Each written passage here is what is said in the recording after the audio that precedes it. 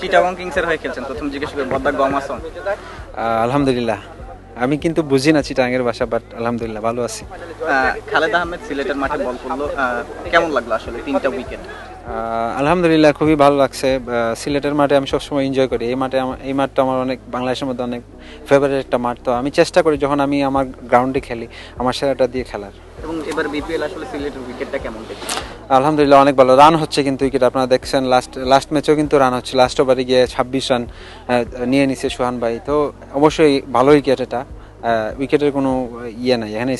বোলারদের জন্যও ছিল, বাট ব্যাটসম্যানদের জন্য বেশি আর কি। আজকে যেমন খেলছিলেন, প্ল্যানিংটা আসলে কি ছিল বোলিং? প্ল্যানিং আমার সিম্পল ছিল, জাস্ট আমি বল করবো, ডট বল করার চেষ্টা করতেছিলাম। কেমনে উইকেট আপনার আমি যে লেন্থে হিট করতেছিলাম ওইখান থেকে ভালো কিক করতেছিল। তো আমার কাছে ফিল হচ্ছিল যে না আমি উইকেট পাবো, বাট প্রথমে আমি চিন্তা ছিল যে আমি ডট বল নিব।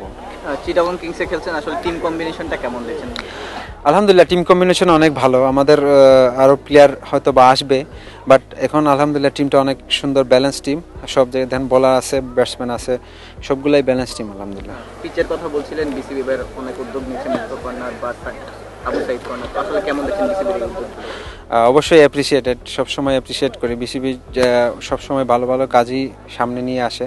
তো এই বছর আলহামদুলিল্লাহ বিপিএল অনেক ভালো কাজ নিয়ে আসছে আলহামদুলিল্লাহ, আমার কাছে দেখে খুব ভালো লাগছে আর কি। চিটাগং কিংসের ফ্যানদের উদ্দেশ্যে বার্তা লাস্ট।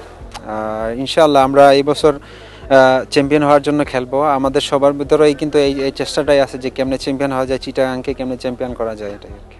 দোয়া করবেন আমাদের জন্য।